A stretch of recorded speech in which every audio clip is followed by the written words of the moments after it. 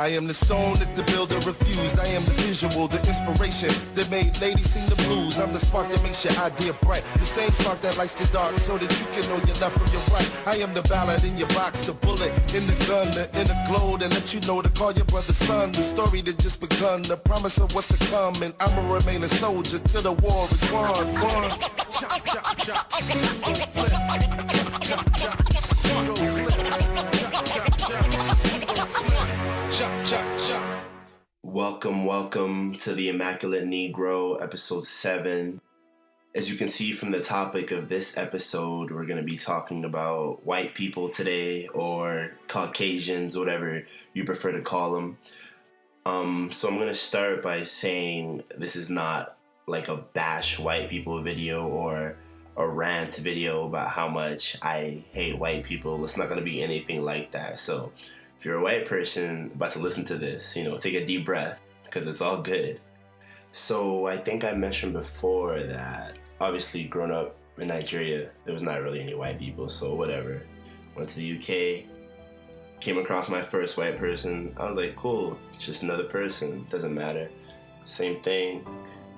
Came to the US, it's like, damn, a couple more white people, but it's still whatever. And from my perspective and my experience with white people, just my personal experience, it's, for the most part, it's always been pretty good. Like, of course, naturally you gravitate to people who are like you, you're more familiar, more comfortable. So I do have the majority of black friends, but I've always had white friends that I've been very close with growing up throughout my life. Even like a couple of best friends who were white guys, and it's always been cool, always been calm, always been nothing but love and respect. So I never really had any wild, crazy, nonsense experience with white people for the most part. Like, I guess I'm really fortunate, right? I've never had anybody walk up to me and like call me like a nigger or something wild to my face, or I haven't experienced such blatant disregard for the well-being of my personal space. I've never been personally victimized by that. And, maybe being a tall black guy, honestly, is probably the main reason why those things rarely happen to me. But, I guess it's just that personal privilege that I have. Now, although I am lucky to have that privilege, it does not mean I'm immune, obviously. So maybe it's not so blatant, but you definitely experience the subtle. You experience the white lady crossing the street, and it may or may not be because of you, but it sucks that it could potentially be because of you. You experience when you're walking down the street and you just kind of hear doors lock, or you experience when people are just looking at you with disdain and you're wondering, damn, what did I do to you? You're looking at me as if you genuinely don't like me, or you're worried about my next move. And it's such a peculiar feeling because it's just like, damn, I'm really just chilling here and minding my own business, but you're so worried because you have this preconceived notion, right? That's your racism, your bigotry. It's your own personal perspective, wherever you have it, but you have it, right?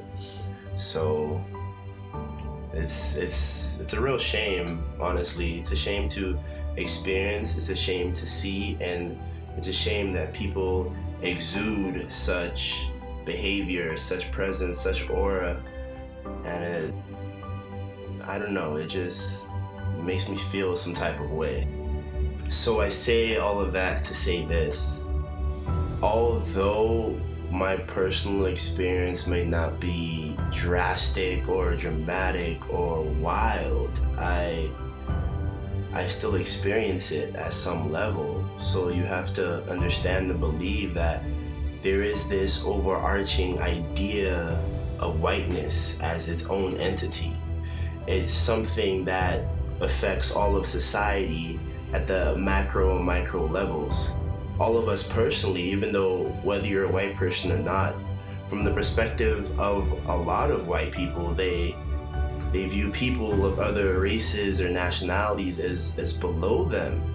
And those of us of other races and nationalities, we've almost bought into that same idea that we are less than.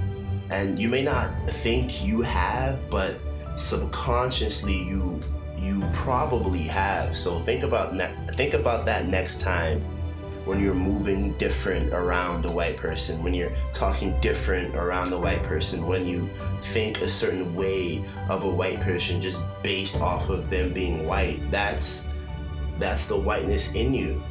That's the entity of it that has seeped into you, because as a society, especially in the West, we are inundated by whiteness, this idea of whiteness being better, of white ice being colder, white is always right, all of that nonsense. And it's something that we have to consciously get over.